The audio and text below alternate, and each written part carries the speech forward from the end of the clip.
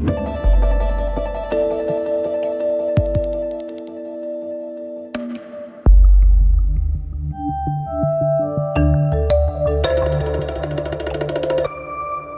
Laurent Berger. Bonjour. Vous êtes le actuel secrétaire général de la CFDT. Vous n'avez pas encore tout à fait un an. Vous êtes secrétaire général de la CFDT depuis le 28 novembre 2012. Alors c'est le jour J aujourd'hui pour le vote à l'Assemblée nationale du projet de loi sur la réforme des retraites porté par le gouvernement de Jean-Marc Ayrault, chéri ici par Philippe Bagnères. Pénibilité, hausse de la durée de cotisation. Vous êtes plutôt à l'aise et vous vous êtes dit plutôt à l'aise avec les propositions de l'exécutif. Alors la CFDT est aujourd'hui un syndicat dont on dit qu'il a le vent en poupe, interlocuteur privilégié du gouvernement, forte d'une organisation interne solide, qui a su, dit-on, assurer la transition entre François Chérèque et Laurent Berger sans encombre, qui tire sans doute aussi profit du paysage syndical plutôt fracturé dû à la crise que traverse la CGT et Force ouvrière.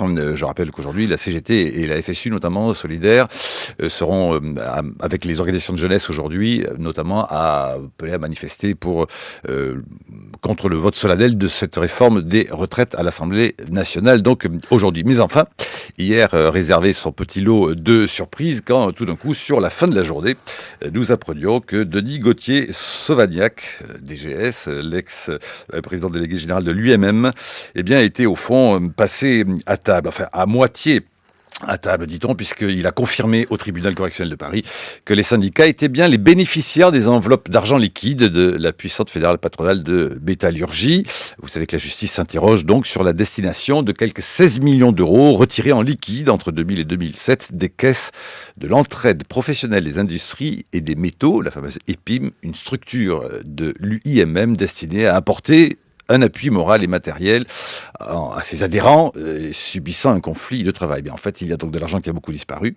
Et donc, Denis Gauthier-Sauvagnat a bien confirmé les propos de son prédécesseur en disant, voilà, je n'en ai peut-être pas assez dit, ce sont bien les syndicats qui ont reçu cet argent et ces contributions étaient donc une forme d'appui que l'UIMM apportait à des organisations de salariés et patronales. Alors, Laurent Berger, avez-vous touché de l'argent? La CFDT a-t-elle touché de l'argent sous la table entre 2000 et 2007? Écoutez, on le dit depuis le départ, la CFDT n'a pas touché d'argent de la part de cette fameuse caisse.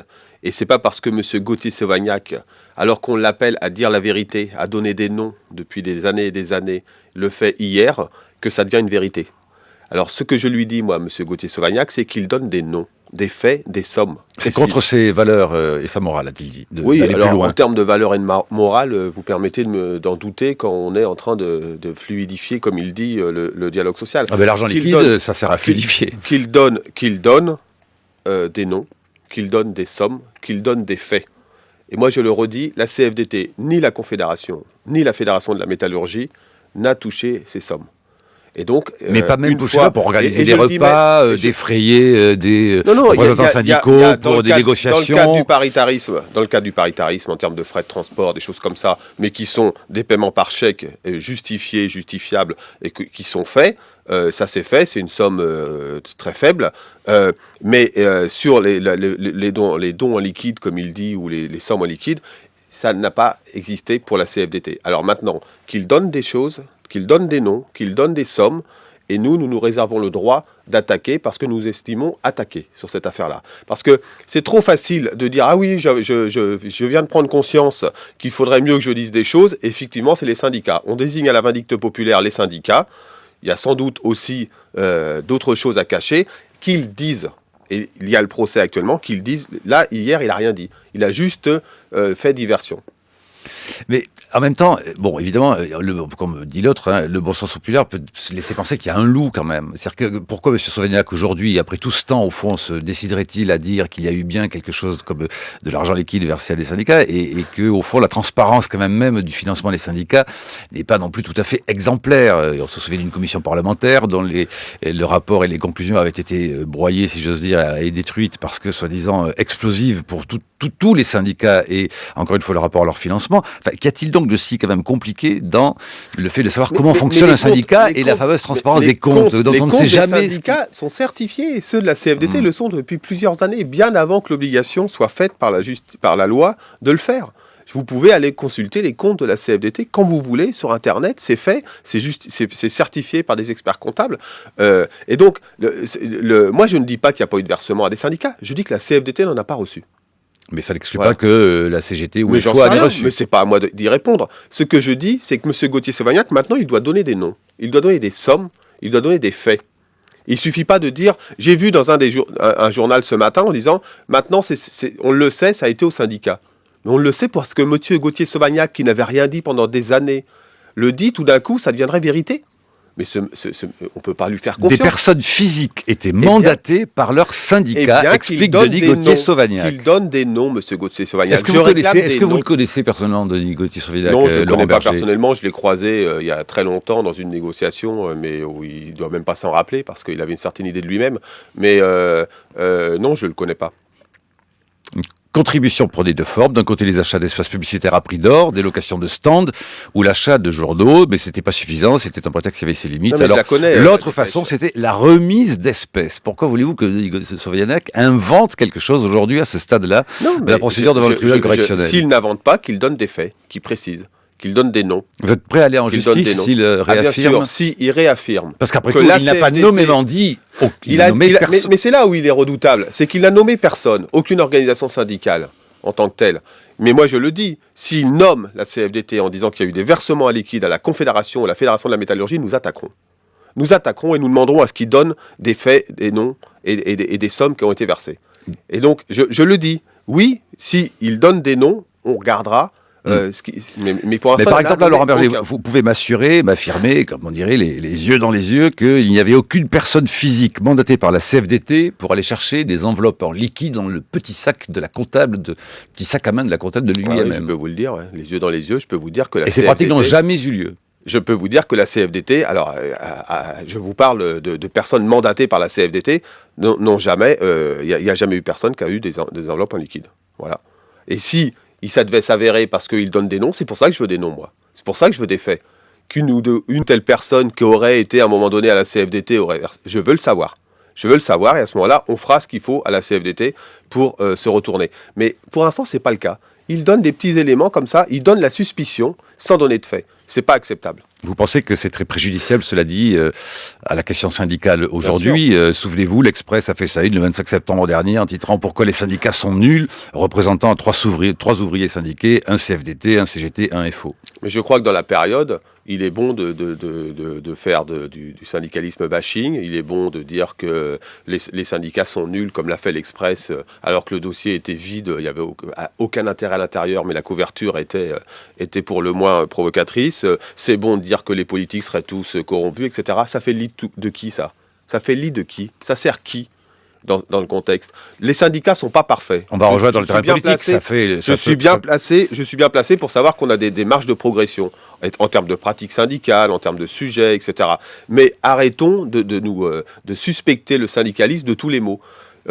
Ces pratiques-là, si elles ont existé, il faut dire qui en a bénéficié. Voilà. Mais est-ce qu'il faut un jour faire une sorte d'agenda-mento, je ne sais moi, d'immenses colloques, machines à laver pour au fond remettre vraiment à plat toutes les questions de financement des syndicats, mais de façon tripartite, au moins CGT. Mais cette question-là est sur la table. Dans le cadre de la discussion sur la négociation sur la formation professionnelle, il est prévu qu'on ait un débat sur le financement du dialogue social. Ce financement du dialogue social, dans le cadre d'une concertation avec le gouvernement, nous essayons de regarder ce qui doit être financé par les entreprises, ce qui doit être financé aussi par la puissance publique, parce que ce qui est quand même incroyable, c'est qu'on pointe au pilori les syndicats, mais dans le même temps, on reconnaît qu'ils ont un rôle public, qu'ils servent à gérer un certain nombre de dispositifs, qu'ils font émerger des compromis dans la société qui sont utiles. On pourra parler des retraites si vous le voulez. Et donc, au bout d'un moment, il faut regarder comment ça se finance tout ça. Mais le côté... Certainement pas seulement du fait des cotisations. Non, mais bien sûr, pas seulement, mais les cotisations à la CFDT. De la part de la non, c'est pas infime. C'est pas infime. C'est plus de 70%. C'est 70% les cotisations pour la CFDT, ce que ça représente aux adhérents. Oui, mais moi, je peux vous parler que de la CFDT. Hein. Vous comprenez bien, je vais pas aller défendre l'ensemble du syndicalisme, dont je sais pas exactement comment ça se passe chez les autres, mais je peux vous dire que chez nous, les comptes sont certifiés, ils sont publiés, ils sont ouverts à tout le monde. Allez voir.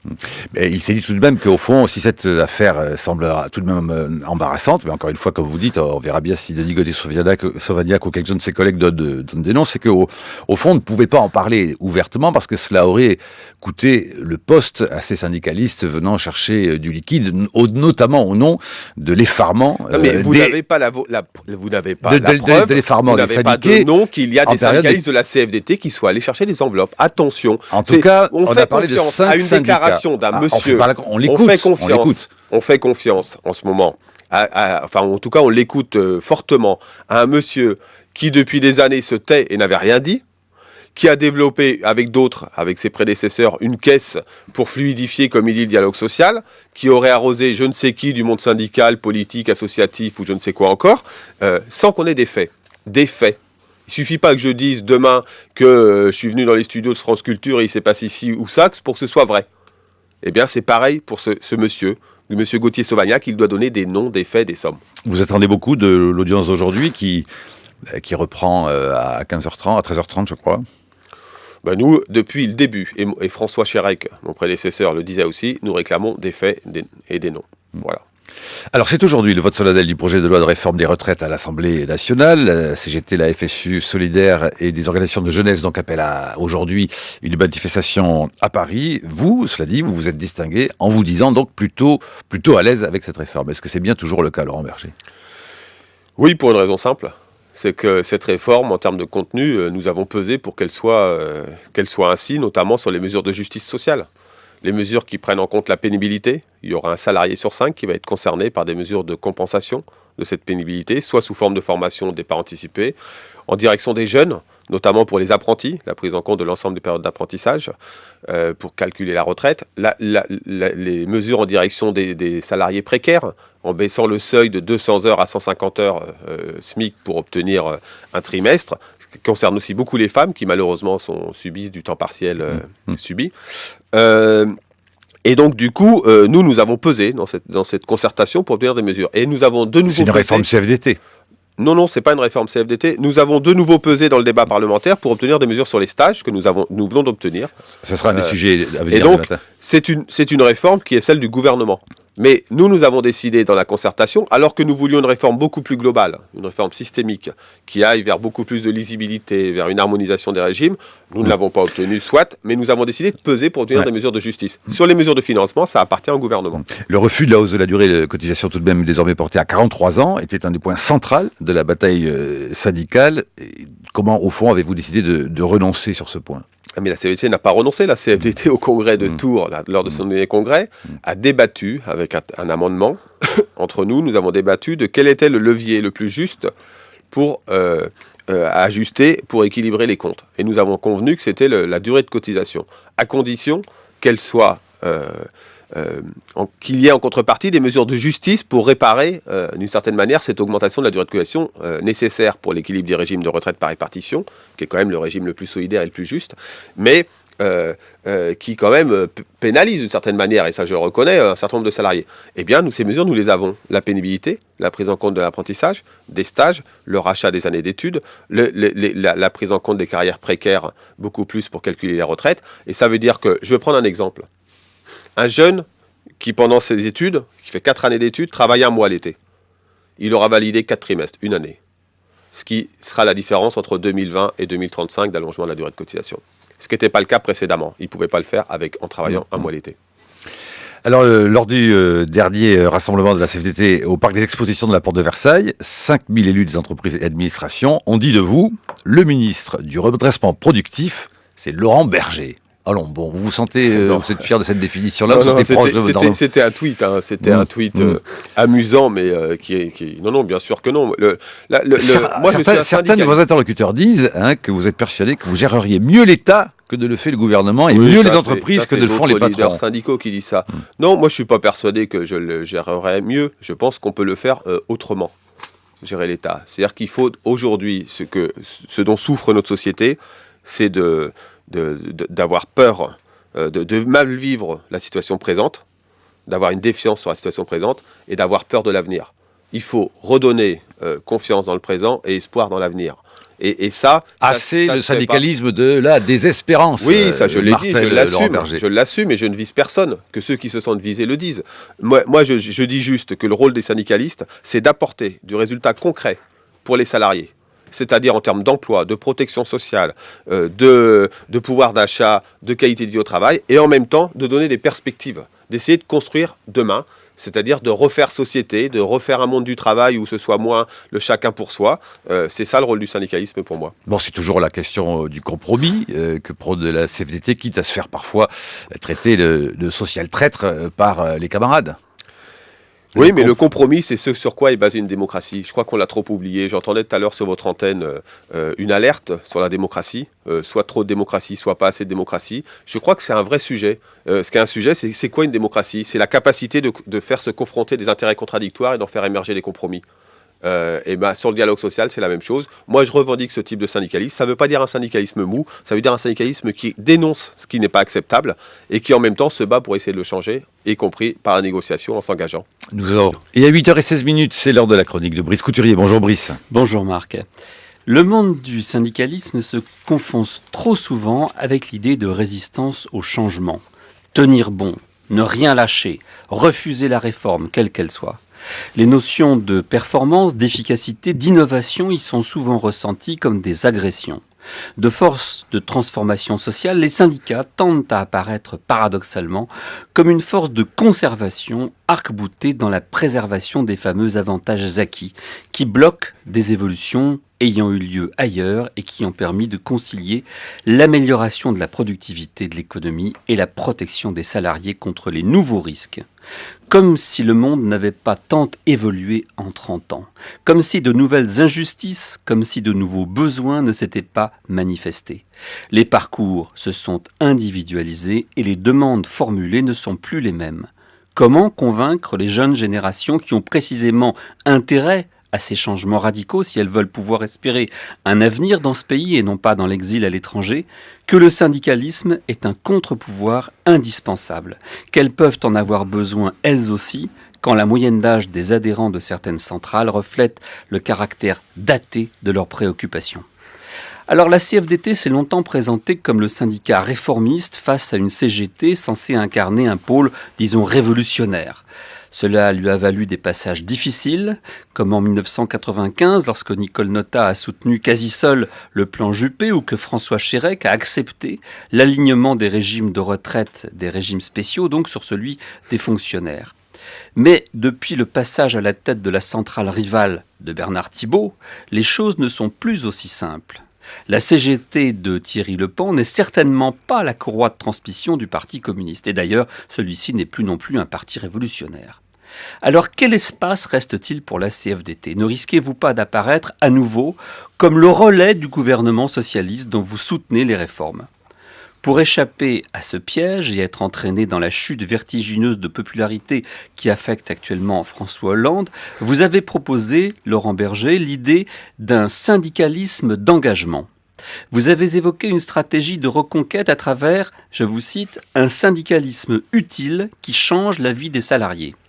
Voulez-vous donc aller vers un syndicalisme de service à la Scandinave ? Le Centre d'analyse stratégique détaillait récemment dans une étude les services en question que rendent les syndicats dans les pays du Nord ou aussi aux Pays-Bas ou en Belgique. Offre de séjours de vacances, billets de spectacle à prix réduit, activités sportives, colonies de vacances pour les enfants. Vous me direz qu'en France, c'est là la fonction du comité d'entreprise, mais il y a bien d'autres services que pourraient nous rendre nos syndicats, en particulier l'accompagnement et la sécurisation des parcours professionnels. Cela passe par la défense juridique effective des salariés, et non pas la simple communication d'un numéro de téléphone d'avocat quand on se fait virer. Puisque vous vous êtes engagé avec la CFDT dans la voie d'une flexi-sécurité à la française en signant l'accord interprofessionnel du 11 janvier dernier, la moindre des choses serait d'engager votre centrale dans cette voie. La défense des salariés ne devrait-elle pas prendre des formes autant individuelles que collectives? La chronique de Brice Couturier à retrouver sur franceculture.fr. Laurent Berger. Oui, non, mais d'abord, juste, ce qui est marrant, c'est que votre chronique elle commence en disant que le syndicalisme serait un peu conservateur. C'est pas une critique qu'on m'a fait souvent sur la CFDT. Parce que je répète que pour la CFDT, la compétitivité, la question du coût du travail, la question de la flexibilité ne sont pas des questions tabous. Mais par contre, la question aussi du respect des salariés, de la qualité de vie au travail, du parcours professionnel, de la redistribution des richesses, ne sont pas non plus des sujets tabous. Attention quand même, je crois que notre société elle souffre d'avoir un angle purement économique. Faire société aujourd'hui, c'est pas simplement que de traiter les questions économiques. Mais ceci étant dit, sur ce que vous dites sur le syndicalisme de service, c'est extrêmement intéressant. Nous y sommes engagés.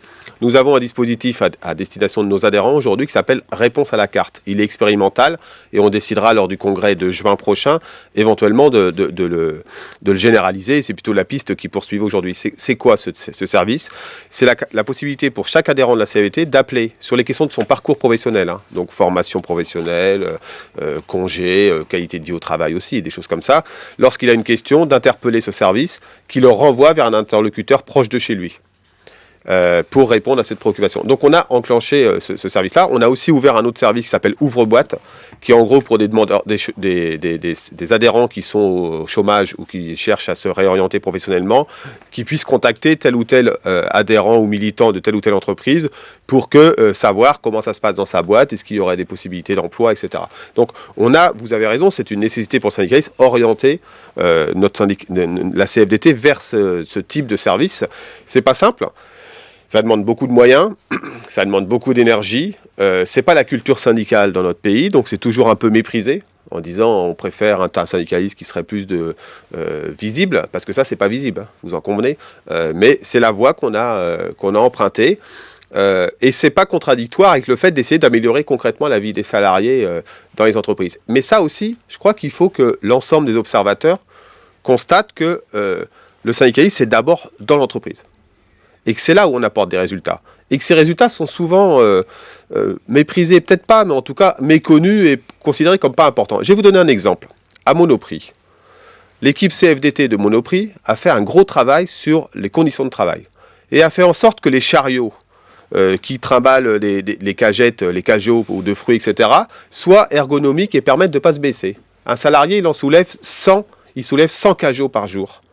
Là, le cajot vient à lui plutôt que d'être obligé de se baisser. Ils ont fait un gros travail sur l'ergonomie des caisses dans les Monoprix. Et bien ça, moi je suis persuadé que ça change la vie des salariés. Ça fait des salariés qui sont mieux au travail et qui donc sont mieux dans la société et qui donc considèrent que le syndicalisme est utile et au-delà que la démocratie en général, la démocratie sociale est utile. Et ça, je crois... C'est mieux que les Monoprix ferment à 21h qu'à 22h? Ah mais nous, à Monoprix, la CFDT, elle a signé l'accord qui permettait qu'il y ait des horaires tardifs, parce que pour la CFDT, que ce soit le travail du dimanche ou l'horaire tardif, c'est ni banalisé. Vous n'êtes pas totalement hostile à cette question, vous, du Bien travail sûr, le on n'est pas dimanche. totalement hostile à une seule condition. C'est que ce soit quand même encadré pour que ce ne soit pas généralisé. Et mieux payé. Et qu'il y ait des contreparties par Évidemment. accord. Et là, à Monoprix, c'était le passage de gens de CDD en CDI. C'était le passage de salariés de temps partiel à temps complet. C'était des majorations de salaire qui allaient jusqu'à 35% de plus. Et l'équipe CFDT a signé, s'est engagée, l'assume. Dommage que la CGT l'ait contesté, cet accord. Mais ceci étant, oui, quand on fait de la place au dialogue social pour avoir de vraies contreparties pour les salariés, la CFDT, elle est là.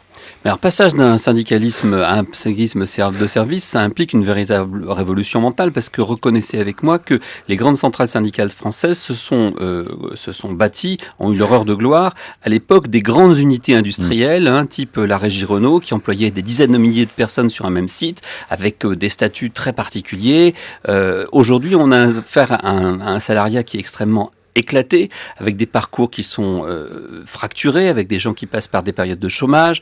C'est beaucoup plus difficile pour vous, mais est-ce que précisément ce ne serait pas la réponse que le syndicat pourrait offrir pour éviter la désyndicalisation qui a été extrêmement préjudiciable à vos mouvements au cours des 20 dernières années, que d'aller chercher les salariés un par un pour leur apporter cette aide dont ils ont désespérément besoin dans des parcours qui deviennent de plus en plus chaotiques pour eux?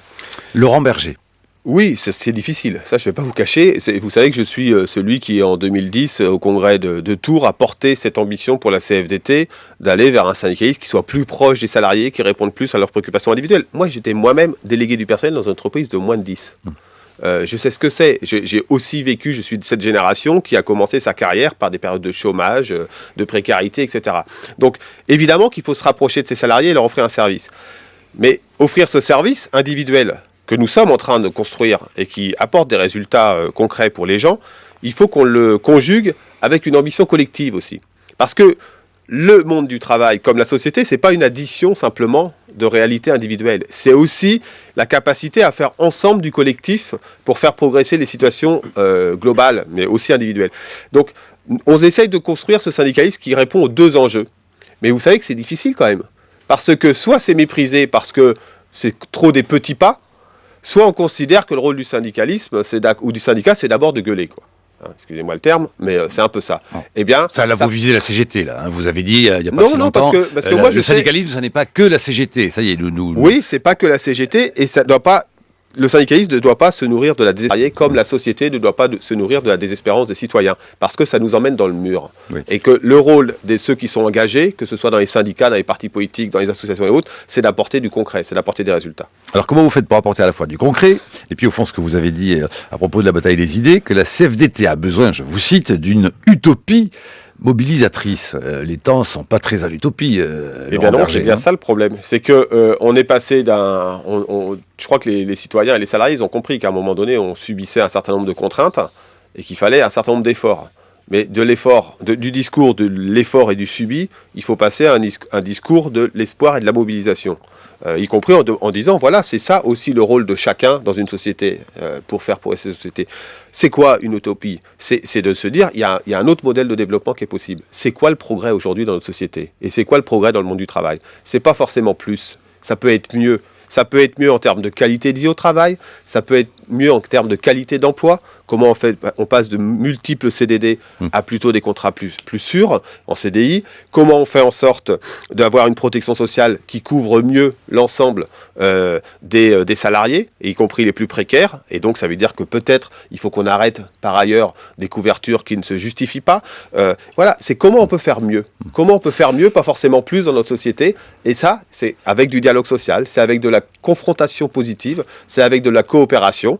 Je crois qu'il faut qu'on reconstruise cette utopie de notre modèle de société, d'un modèle de développement. À une époque, à la CFDT, la réponse à la question que vous-même vous posez, on aurait répondu en un seul mot, autogestion. C'est mort ? Non, c'est d'une autre époque. Ceci étant, qu'avons-nous fait avec l'accord du 11 janvier ? Nous n'avons pas fait de l'autogestion, je vous l'accorde. Mais nous avons fait en sorte que les représentants du personnel, des salariés dans les entreprises, aient plus de poids sur la stratégie économique de l'entreprise et plus de poids sur les choix stratégiques qui sont opérés. Alors, par le biais des comités d'entreprise, mais aussi par le biais de la présence des représentants des salariés dans les conseils d'administration. Nous avons commencé à progresser pour que le patronat, ne considère pas que l'entreprise est une chose qui lui appartenait, sur lequel les parties prenantes n'avaient rien à dire, notamment les salariés. Donc, nous avons progressé. Nous ne sommes plus dans une recherche d'autogestion qui n'a plus de sens. On est plutôt dans une recherche... Pourquoi elle n'a plus de sens ? Elle n'a plus de sens parce qu'elle est datée, si vous voulez. C'est plus forcément quelque chose auquel un nombre de salariés et d'acteurs adhèrent. Mais en termes de codécision, moi je crois qu'il faut remettre dans l'entreprise beaucoup plus de codécision que l'on a aujourd'hui. Et pourtant, quand même, vos camarades de la CGT trouvent que finalement, y compris d'ailleurs avec la réforme des retraites aujourd'hui, finalement, vous êtes assez d'accord avec le gouvernement actuel pour être plutôt gentil, on va dire, et indulgent avec le patronat, avec les patrons. Écoutez, je pense que ceux qui sont le moins indulgents avec le patronat, c'est ceux qui arrivent à obtenir des acquis. Je vais vous prendre 2 exemples. Ça fait 10 ans presque, plus de 10 ans, que beaucoup de syndicats réclament la taxation des contrats courts. Qui l'a obtenu en janvier ? La CFDT parce qu'elle a signé l'accord. FO, la CGT ne l'ont pas obtenu, que je sache. Ils sont pas engagés. Ces mêmes syndicats réclamaient aussi, en tout cas la CGT, la présence des salariés au conseil d'administration dans les entreprises. Qui l'a obtenu ? La CFDT en signant cet accord. Donc qui a obtenu du patronat plus d'avancées qu'autre chose ? Après, sur la relation au gouvernement, je tiens à le dire. La CFDT ne soutient pas ce gouvernement, pas plus qu'elle n'a soutenu jamais aucun gouvernement. Et personne n'entend la critique que nous formulons, par exemple, sur la fiscalité. Mais aujourd'hui, je me porte en faux par rapport à cette politique de gribouille, ça a été dit tout à l'heure, mais du gouvernement sur la fiscalité, et sur le fait qu'il puisse envisager 30 secondes qu'il y a des assises de la fiscalité en entreprise qui regrouperaient que Bercy et que le patronat. C'est hors de question pour la CFDT. Il faut une vraie réforme fiscale, globale, qui soit plus juste, mais il faut aussi que cette réforme elle fasse l'objet d'un vrai débat qui ne concerne pas que les entreprises.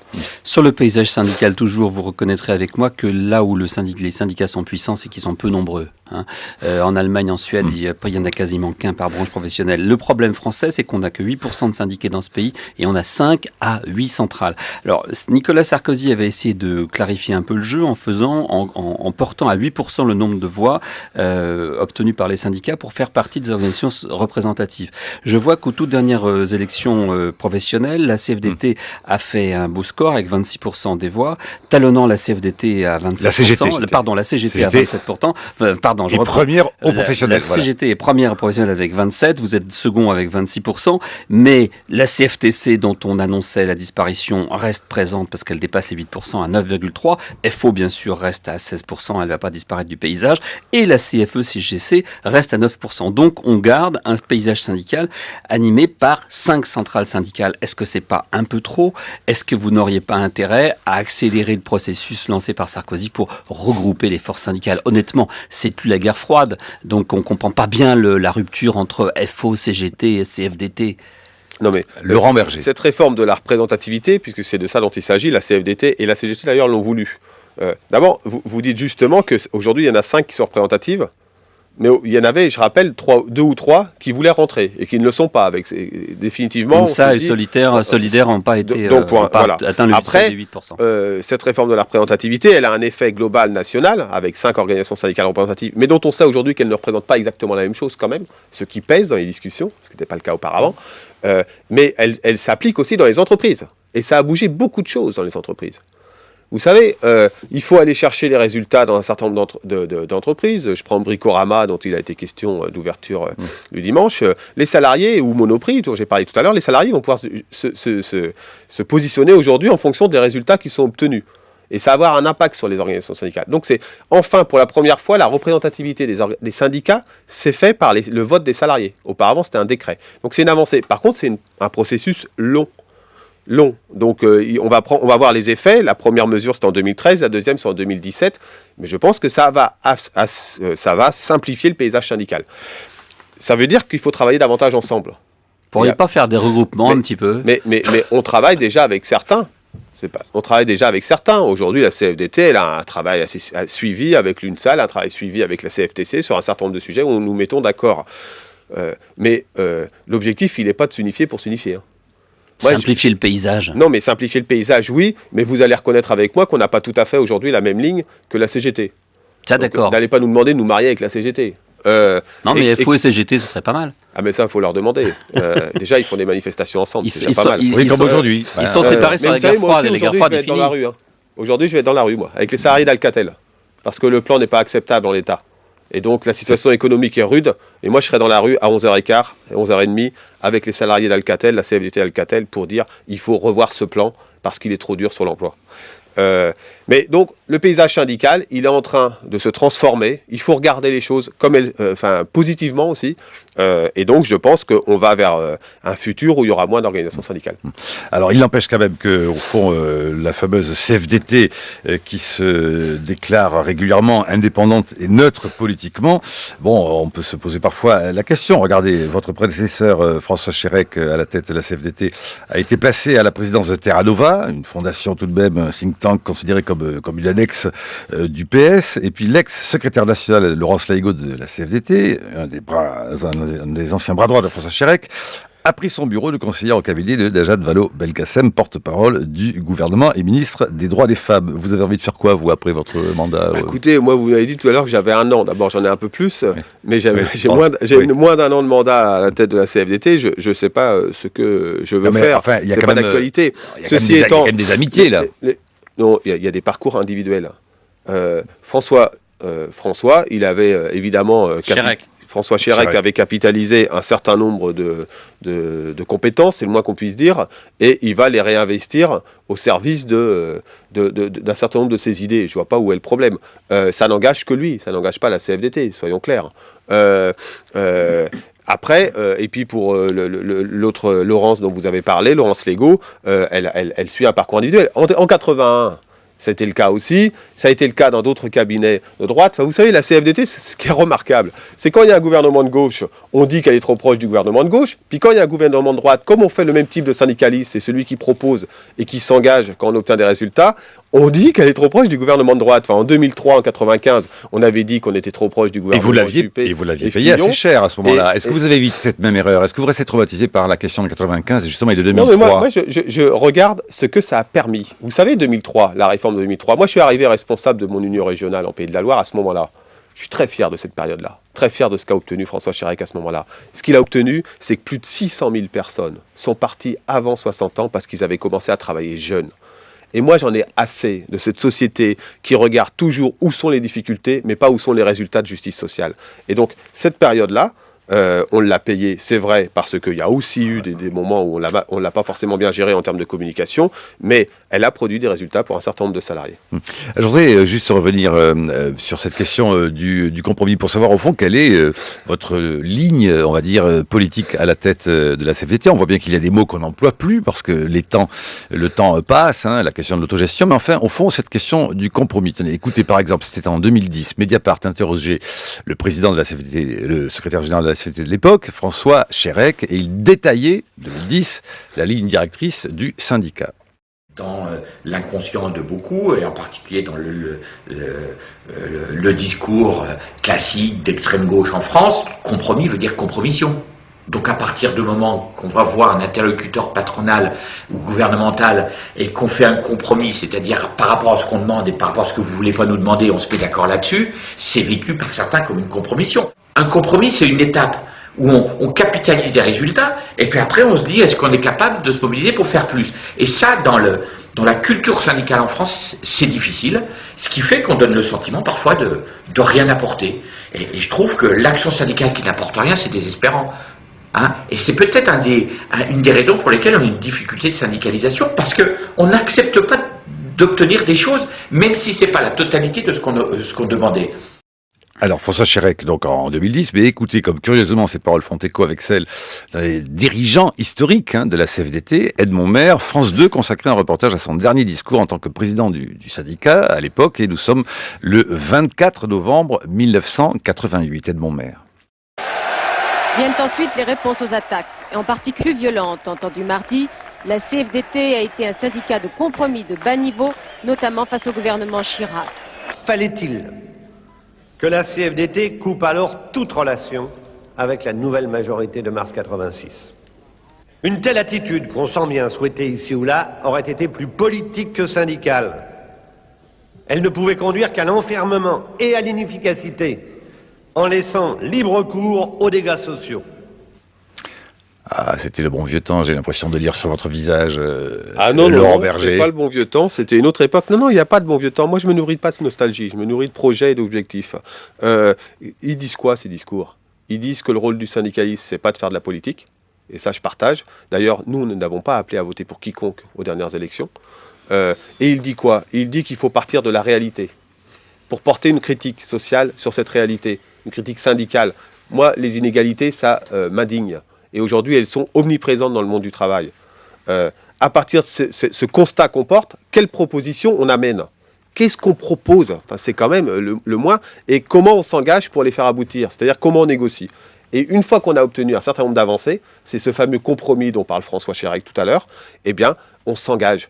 Et on revendique cet engagement. C'est un mot que vous garderez vous-même dans votre ligne politique. Bien sûr, j'ai parlé devant 5000 élus d'entreprises d'administration la semaine dernière de syndicalisme d'engagement, j'ai parlé de compromis, j'ai parlé de critique sociale, de réduction des inégalités. Je suis fier du syndicalisme CFDT et on voit à travers ces deux discours, et on aurait pu en prendre d'autres, que la CFDT est cohérente. Vous dites que, cela dit, vous ne parlez pas de politique, mais enfin, vous avez donné un peu votre avis et votre inquiétude, même au fond, sur la question du Front National, Laurent Berger. Oui, parce que le Front National n'est pas un parti comme les autres. Et moi, je souhaiterais que les résultats de dimanche à Brignoles ne soient pas surjoués, mais qu'ils soient pris comme une alerte profonde. pas tant ces résultats d'ailleurs que ce qu'on sent aussi ici ou là dans d'autres endroits. Il faut dire que le Front National est une impasse. Et il ne faut pas y aller seulement sur le terrain des valeurs, même si c'est important contre le Front National. En tout cas, quand on va sur le terrain des valeurs, ça ne marche pas, visiblement. Hein. Bien sûr, parce qu'il faut aller sur le terrain des propositions. En quoi le discours du Front National et les propositions du Front National sont une impasse? Disons pourquoi la sortie de l'euro est une impasse sur l'emploi, est une impasse donc contre les salariés. Pourquoi l'exclusion et le fait de chercher des boucs émissaires est une impasse pour les salariés aussi. Et donc, est-ce que vous pensez que le discours syndical peut être plus efficace pour lutter contre le Front National que le discours politique qui, jusqu'à présent, n'arrive à pas grand-chose? Ce qui est efficace, c'est de répondre aux préoccupations des gens, des salariés et des citoyens. Et sur le terrain syndical, je vous parlais tout à l'heure de Monoprix. Quand on vit au travail mieux, si on a l'impression que la redistribution des richesses est plus juste, si on passe de CDD en contrat à durée indéterminée, le mal-être, il est moins profond. On a un autre espoir. Eh bien, c'est ça l'action syndicale contre le Front National, c'est d'obtenir des perspectives, des résultats, mais des résultats qui font sens. Faut aussi refaire société. Faut aussi redire ce que c'est le vivre ensemble dans ce pays. Et ça, on ne le fait pas assez. On laisse le Front National être maître du jeu avec son discours. Ces tracts du Front National qu'il distribue tous les week-ends, ils sont faux. Ils comportent des choses fausses. Allons sur le débat d'idées.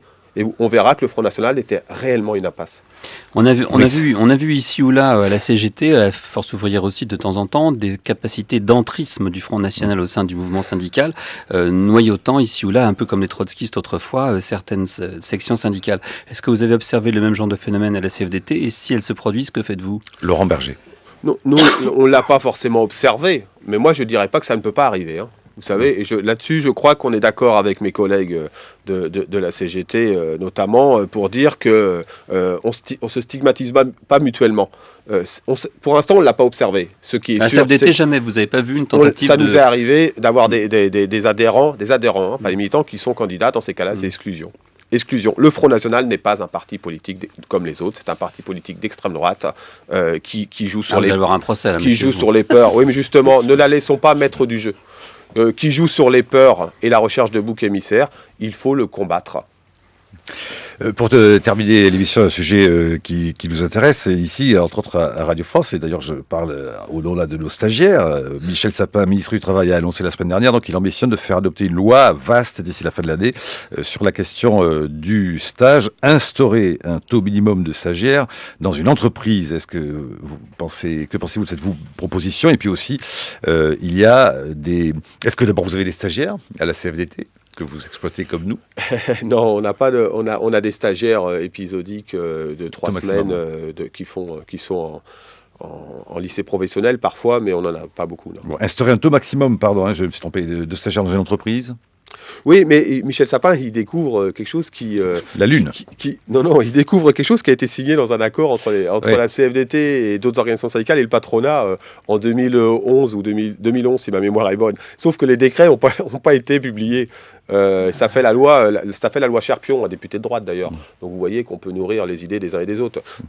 Donc oui, il faut réglementer les stages, c'est une évidence, comme il fallait que les stages soient mieux reconnus pour la retraite. Et il faut les augmenter, le minimum légal? Il faut réduire l'abus de stage. Proposition de Valérie Pécresse, entre autres, dans son dernier... Il faut réduire l'abus de stage, et puis il faut sans doute augmenter la rétribution. Mais attention à ne pas aller à une limite qui ferait que finalement ce serait de l'emploi, alors que ce n'est pas de l'emploi. Il faut d'abord réduire, il faut des périodes de carence entre l'utilisation de plusieurs stagiaires, et puis là où les entreprises ou les radios ou d'autres fonctionnent qu'avec des stagiaires, il faut s'interroger, ça veut dire que c'est de l'emploi dont il faut. Pour boucler la boucle, Laurent Berger, est-ce qu'au fond vous retrouvez sur les positions tout à l'heure de Philippe Bagnères, qui n'en finit pas de râler sur les questions fiscales, et vous avez vous-même dit au fond que vous êtes dérouté par les annonces contradictoires et déroutantes du gouvernement sur la fiscalité. La CFDT n'accepte pas que l'entrée de la fiscalité par petits bouts au gré des lobbying. Mais après tout, ces petits bouts, c'est comme vous êtes partisan des stratégies, des réformes à petits pas.